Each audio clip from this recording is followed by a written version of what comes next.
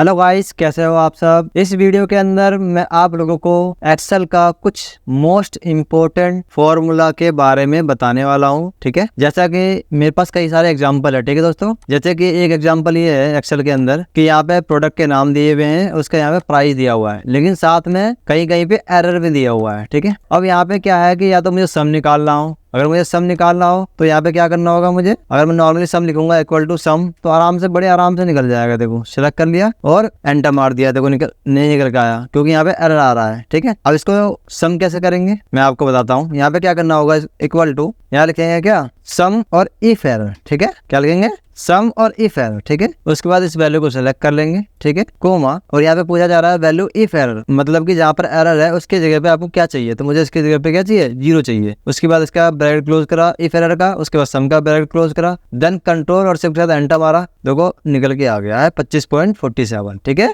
आप इसको सबको जोड़ोगे तो इतना ही आंसर आएगा। इसी तरह से अगर मैं इसका काउंट निकालना चाहूंगा तो काउंट भी निकल के आ जाएगा, लेकिन यहाँ पे अगर मैं एवरेज निकालना चाहूंगा तो एवरेज कैसे निकलेगा, यहाँ पे सब कुछ एक ही बार। अब जैसे मुझे यहाँ पे काउंट निकालना है तो काउंट निकालने के लिए भी सेम फॉर्मूला लगाएंगे हम, क्या बस यहाँ पे सम की जगह काउंट लगा देंगे। ठीक है, लेकिन यहाँ पे मेरे पास एक ऐसा फॉर्मूला है जहाँ पर एक ही फॉर्मूले से एवरेज, सम, काउंट जो भी आपको निकालना है वो आप निकाल सकते हो बड़े ही आसानी से। कैसे, यहाँ पे एक फॉर्मूला आता है equal to aggregate, AGGREGAT, aggregate. ठीक है, उसके बाद आपसे पूछा जाएगा क्या आपको निकालना क्या है, तो यहाँ पे आपको चूज करना है। जैसे मुझे एवरेज निकालना है, काउंट निकालना है, काउंट, मैक्स, मिनिमम, प्रोडक्ट, जो भी आपको निकालना है। देखो यहाँ पे सम भी है, सम भी निकाल सकते हो। तो मुझे यहाँ पे एवरेज निकालना है, तो एवरेज के लिए क्या है, एक नंबर, तो यहाँ पे लिखेंगे 1। ठीक है, फिर कोमा, उसके बाद यहाँ पे पूछा जाएगा क्या कि आपको क्या क्या इग्नोर करना है, या किसको जोड़ के चलना है, या किसको साथ लेके चलना है, वो सब यहाँ पे डिटेल है। यहाँ पे मुझे क्या करना है, जैसे कि जो सिलेक्शन है इसमें एरर है, तो यहाँ पे क्या आ रहा है, इग्नोर एरर वैल्यू। ठीक है, तो एरर वैल्यू कितने नंबर पे, 6 नंबर पे, तो यहाँ पे 6 प्रेस करेंगे, मतलब 6 लिखेंगे, कोमा। उसके बाद पूछा जाएगा एरे, एरे का मतलब आपको कहाँ से निकालना है आउटपुट, तो मुझे यहाँ से निकालना है। ठीक है, इतना सिलेक्ट कर लिया, उसके बाद इसका ब्रैकेट क्लोज करा, देन एंटर मारा। देखो इसमें क्या है कि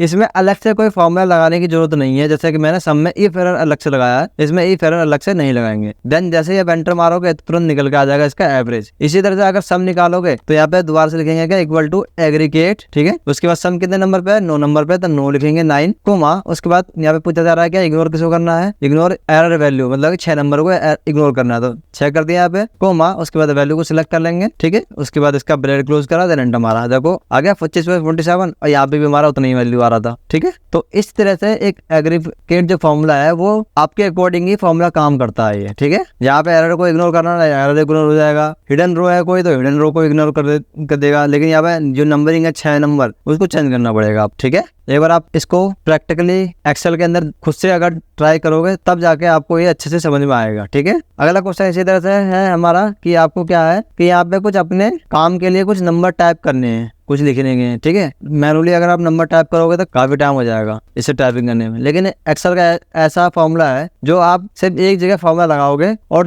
जहां से जहां तक आपको नंबर चाहिए, कितने रो में चाहिए, कितने कॉलम में चाहिए, वो सब निकल के आ जाएगा। उस फॉर्मूले का नाम है इक्वल टू रेंड एरे। क्या नाम है, रेंड एरे, और ब्रैकेट को स्टार्ट करेंगे। उसके बाद यहाँ पे आपसे पूछा जाएगा रो, मतलब कितने रो में आपको डेटा चाहिए, जैसे मुझे 10 रो में डेटा चाहिए। ठीक है, कोमा। उसके बाद पूछा जाएगा कितने कॉलम में डेटा चाहिए, तो मुझे 5 कॉलम में डेटा चाहिए। ठीक है, फिर कोमा। उसके बाद पूछा जाएगा कि आपको कम से कम कितने नंबर की वैल्यू चाहिए, जैसे मुझे चाहिए 1 नंबर, मतलब 1 से वैल्यू स्टार्ट हो जाए, कोमा। और मैक्सिमम कितना चाहिए, मुझे चाहिए 100। ठीक है, मतलब क्या हुआ कि मुझे 10 रो में डेटा चाहिए, 5 कॉलम में डेटा चाहिए, और नंबरिंग कहाँ से चाहिए, 1 नंबर से लेके 100 नंबर तक नंबरिंग चाहिए। ठीक है, उसके बाद कोमा। उसके बाद पूछा जाएगा कि डेसिमल में चाहिए या विदाउट डेसिमल में चाहिए। अगर आपको डेसिमल में चाहिए तो यहाँ लिखोगे फॉल्स। ठीक है, क्या लिखोगे, फॉल्स। अगर विदाउट डेसिमल में चाहिए तो यहाँ लिखोगे ट्रू। ठीक है, उसके बाद यहाँ पे इसका ब्रैकेट क्लोज करेंगे, और जैसे ही एंटर मारोगे तो जो आपने लिखा है देखो वो आ जाएगा ऑटोमेटिकली। मैंने यहाँ पे क्या लिखा, डेसिमल में चाहिए, तो यहाँ पे देखो डेसिमल में आ गया। अगर मैं मुझे विदाउट डेसिमल चाहिए तो क्या करेंगे, फॉर्मूला को रीनेम करेंगे, और जहाँ पे फॉल्स लिखा है यहाँ पे ट्रू लिख देंगे। यहाँ पे क्या लिख देंगे, ट्रू। ठीक है, और देन एंटर मारेंगे तो देखो ट्रू की वैल्यू आ गई। अब यहाँ पे क्या है कि नंबरिंग में चेंज कर सकते हो, फॉर्मूला को रीनेम करो, यहाँ पे 1 की जगह लिख दो 100, और यहाँ पे 100 की जगह लिख दो 500। देन जैसे ही आप एंटर मारोगे तो 100 से लेके 500 तक की वैल्यू यहाँ पे आपको नजर आ जाएगी। ठीक है, तो ये आपका क्या है, कहाँ पे काम आ जाएगा, जब आपको कुछ अपना कुछ प्रैक्टिकल करना हो तो ऑटोमेटिक नंबर आ जाएगा। इससे आप कोई फॉर्मूला का प्रैक्टिस कर सकते हो, ठीक है। उसके बाद अगला क्वेश्चन कुछ इस तरह से है कि यहाँ पर क्या है कि कुछ डेट लिखे हुए हैं, ऑर्डर का डेट और डिलीवरी का डेट, ठीक है। तो यहाँ पे निकालना है कि कितने दिन हो गए यहाँ पर, ठीक है, डिफरेंट कितना दिन हुआ, ठीक है। अगर डायरेक्टली आप माइनस करते हो डिलीवर डेट में से ऑर्डर डेट को माइनस करते हो तो यहाँ पे क्या आ जाएगा, 90 दिन आ जाएगा, ठीक है, कि 90 दिन का डिफरेंट है इसके अंदर। जबकि मुझे लगता नहीं है कि इसमें 90 दिन का डिफरेंस होगा। यहाँ पे देखो क्या लिखा है, 1 जून 2020 से लेकर 30 जून जुलाई अगस्त, हाँ 90 दिन का डिफरेंस हो गया है यहाँ पे, ठीक है। तो यहाँ पे क्या आ गया कि यहाँ पर डेज का डिफरेंस आ गया है। अगर यहाँ पे मंथ का डिफरेंस निकालना हो तो कैसे निकालेंगे, और ईयर का डिफरेंस निकालना हो तो कैसे निकालेंगे। तो उसके लिए हमारे पास एक और हमारे पास फॉर्मूला है, उसका नाम है डेटेड इफ, ठीक है। डेटेड इफ से क्या हो जाएगा, सारे निकल के आ जाएंगे, ठीक है। कैसे, दूसरा तरीका कुछ इस तरह से है, यहाँ पे लिखेंगे इक्वल टू डेटेड इफ, ठीक है। उसके बाद इसका ब्रैकेट स्टार्ट करेंगे और सबसे पहले आपको क्या सिलेक्ट करना है, मतलब कि ऑर्डर का डेट, मतलब कि पहली डेट, ठीक है, कोमा। उसके बाद क्या चूज करेंगे, एंड डेट, मतलब डिलीवरी डेट क्या है, ठीक है। उसके बाद कोमा। उसके बाद यहाँ पे क्या करेंगे, इन्वर्टेड कोमा के अंदर डी का मतलब डे, ठीक है। उसके बाद इन्वर्टेड कोमा क्लोज, उसके बाद इसका ब्रैकेट क्लोज, देन एंटर मारेंगे तो देखो सेम आंसर आ गया। इसी तरह से अगर आपको मंथ निकालना हो तो कैसे निकालेंगे, मतलब कि कितने मंथ का यहाँ पे डिफरेंस है तो वो कैसे निकालेंगे। फॉर्मूला बिल्कुल सेम है, यहाँ पे लिखेंगे equal to dated if, bracket start करेंगे, ऑर्डर का डेट सबसे पहले सिलेक्ट करेंगे, फिर कोमा, डिलीवरी डेट को सिलेक्ट करेंगे, फिर कोमा, और इन्वर्टेड कोमा के अंदर लिखेंगे क्या, एम का मतलब month, inverted comma close, bracket close, then enter. तो यहाँ पे कितने मंथ का डिफरेंस हुआ, 2 महीने का। इसी तरह से अगर यहाँ पे ईयर का डिफरेंस निकालना हो तो इक्वल टू डेटेड इफ, ठीक है, ब्रैकेट स्टार्ट करेंगे, ऑर्डर का date, comma, delivery date, comma, inverted comma के अंदर वाई का मतलब year, inverted comma close, bracket close, then enter. सबका 0 आंसर आएगा क्योंकि सब 2024 में ही आया है। इसका थोड़ा डिफरेंस आएगा क्योंकि इसका जो 2023 या 24 में आया है उसका डिफरेंस आएगा, बाकी सबका 0 आंसर आएगा। इसको ड्रैग करो, देखो आंसर आ गया। यहाँ पे 1 साल का डिफरेंस है, ठीक है, और यहाँ पे देखो यहाँ पे साल पूरे कंप्लीट हुए नहीं, इसलिए यहाँ पे क्या हुआ, 0 आंसर आया। जहाँ पे साल कंप्लीट हो गया वहां पे आपको ईयर दिखाई देगा, ठीक है। उसके बाद देखो एक और क्वेश्चन है, यहाँ पे नेट वर्क डे निकालना है हमें, ठीक है। नेट वर्क डे मतलब कि एक्चुअल में इन डेट के बीचों में नेट वर्क डे कितना है, मतलब कि इसमें सैटरडे संडे ऑफ हो जाता है, ठीक है ना, ठीक है, और नहीं वर्किंग डे काउंट करना है, ठीक है। तो सबसे पहले अगर मैं निकालना चाहूँ कि यहाँ पे डिफरेंस कितना है डेज का, तो सेम तरीका है, डिलीवरी डेट को माइनस कर देंगे ऑर्डर डेट के साथ और देन एंटर मारेंगे तो देखो डिफरेंस निकल के आ गया है। अगर वर्किंग डे काउंट करना है तो इक्वल टू यहाँ लिखेंगे नेट वर्क डे, ठीक है। उसके बाद यहाँ पूछा जाएगा स्टार्ट डेट हमारा हो गया order date, comma, and date, उसके बाद कोमा। अगर यहाँ पे कोई हॉलीडे है तो उसको सिलेक्ट कर लो, अदरवाइज उसको ब्रैकेट क्लोज करके देन एंटर मारोगे तो देखो यहाँ पे एक्चुअल में वर्किंग डे काउंट होके आ जाएगा, कितना वर्किंग डे हुआ इन दोनों के बीच में, सैटरडे संडे को हटा के, ठीक है। उसके बाद देखो इस तरह से एक और क्वेश्चन है मेरे पास यहाँ पर कि यहाँ पे डेटा दिया हुआ है, ठीक है। मुझे यहाँ पे क्या करना है कि एक सेल के अंदर इन सबको जोड़ के लेके आना है, मतलब ये सारे नाम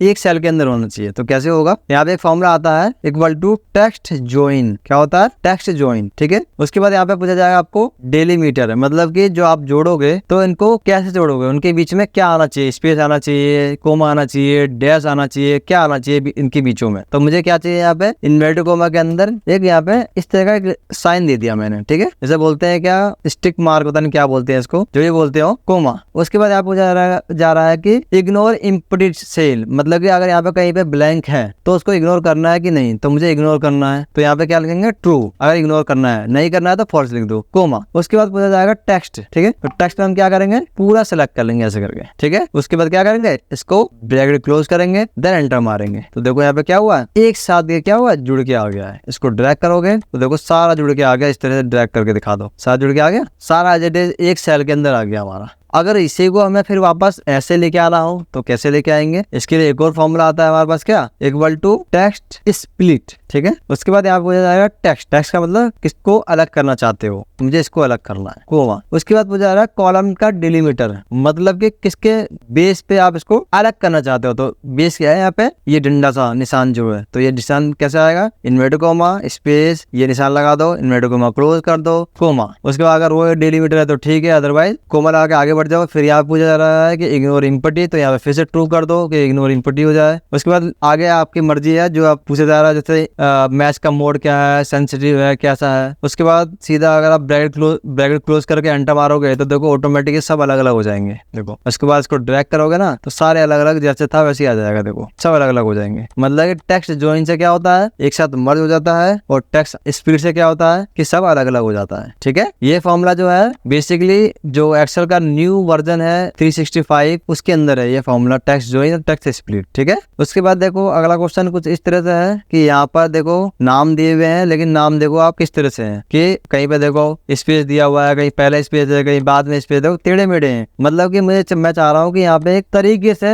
ये जो नाम है वो तरीके से यहाँ पे नाम आ जाए। तो कैसे आएगा, यहाँ लिखेंगे इक्वल टू ट्रिम। ट्रिम का मतलब ये होता है कि अनवांटेड स्पेस जो है उसको रिमूव कर देता है। ठीक है, उसके बाद यहाँ पे सिलेक्ट कर लेंगे टेक्स्ट को, उसके बाद इसका ब्रैकेट क्लोज करेंगे, देन एंटर मारेंगे और इसको ड्रैग करेंगे तो देखो यहाँ पे आ गया। अब यहाँ पे क्या है कि कहीं पे छोटे हैं, कहीं बड़े हैं, कहीं फॉर्मेटिंग में नहीं है, तो यहाँ पे एक और फॉर्मूला लगा देंगे, क्या एक फॉर्मूले को रिनेम करेंगे और ट्रिम से पहले यहाँ पे लगा दो प्रॉपर केस। क्या लिखोगे, प्रॉपर। उसके बाद इसको एंड में इसका ब्रैकेट क्लोज करके एंटर मार दो और फिर इसको ड्रैग करो तो देखो अब देखो तरीके से यहाँ पे नाम आ गया है। देखो पढ़ते अक्षर उसका कैपिटल हो गया है, उसके बाद स्मॉल लेटर हो गया है। ठीक है, अब लग रहा है कि नाम है ये। ठीक है, ये क्या लग रहा है कि पता नहीं क्या दे दिया डेटा किसी ने। ठीक है ना, इस तरह से हम क्या करेंगे, अनवांटेड स्पेस को रिमूव कर देंगे, किससे, ट्रिम से। ठीक है, अगला क्वेश्चन कुछ इस तरह से है कि यहाँ पे देखो नाम दिया हुआ है, प्रोडक्ट का नाम दिया हुआ है, उसका क्वांटिटी दी हुई है। ठीक है, यहाँ पे मुझे यस नो लिखना है कि यदि इसमें से जो क्वांटिटी 250 से ऊपर हो गई है उसको यस देना है, अदरवाइज ब्लैंक छोड़ देना है। तो क्या करेंगे, इक्वल टू इफ यदि यहाँ पर ठीक है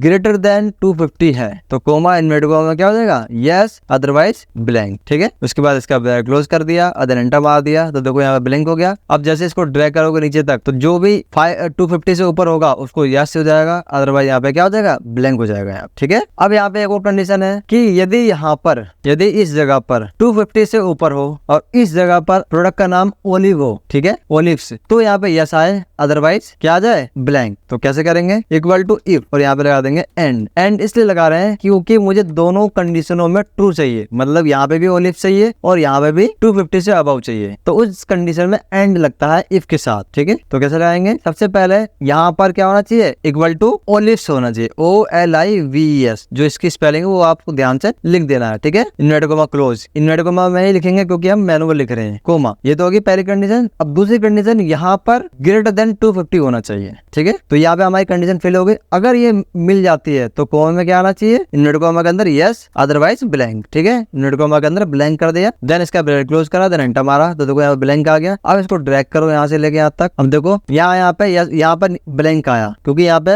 विंस लिखा हुआ है और यहाँ 500 है। यहाँ पे अगर ओलिव्स होता तो यहाँ पे यस लिखा हुआ जाता। ठीक है, अगर मैंने यहाँ पे इसका नंबर कम कर दिया, यहाँ पे दिया 150 तो देखो यहाँ पे ब्लैंक हो गया। ठीक है, अगर मैंने यहाँ पे 250 कर यहाँ पे कर दिया मैंने 250 तो देखो ऑटोमेटिक 251 तो देखो ऑटोमेटिक यहाँ पे क्या हो जाएगा, यस लिखा हुआ जाएगा। और यहाँ पे ब्लैंक इसलिए आ रहा है क्योंकि यहाँ पे ओलिव्स नहीं लिखा हुआ आ रहा है। ठीक है, दूसरी कंडीशन भी आपको समझ में आ गई, नहीं समझ में आई हो तो मुझे जब कमेंट जरूर करना। ठीक है, उसके बाद एक और कंडीशन कुछ इस तरह से है, मैं समझा देता हूँ। कंडीशन क्या है कि या तो प्रोडक्ट में विन लिखा हुआ आ जाए या फिर क्वांटिटी में 250 से अबव लिखा हुआ आ जाए, तो दोनों ही कंडीशनों में यस लिखा हुआ आना चाहिए। मतलब कि या तो यहाँ पे आ जाए या तो यहाँ पे आ जाए। अगर कहीं भी अगर मैच कर जाता है तो यस लिखा हुआ आ जाए, अदरवाइज ब्लैंक हो जाए। मैंने क्या बोला, या तो यहाँ पर या तो यहाँ पर। तो ऐसी कंडीशनों में जहाँ पे या का यूज होता हो, ठीक है, तो उस कंडीशन में और का फॉर्मूला यूज होता है। मतलब कि कैसे यूज करेंगे, इक्वल टू इफ और यहाँ पे देंगे और का मतलब या तो यहाँ पर मैच करें या तो यहाँ पर मैच करें। और एंड में क्या होता है कि मैंने दोनों अगर लिखा है तो दोनों में ही वो ट्रू होना चाहिए, मतलब दोनों में ही जो मैंने कंडीशन दी वो दोनों में होना ही होना चाहिए, तभी यहाँ पे कंडीशन ट्रू होती है, अदरवाइज फॉल्स होती है। और में क्या होता है कि मैंने जो कंडीशन दी है, दोनों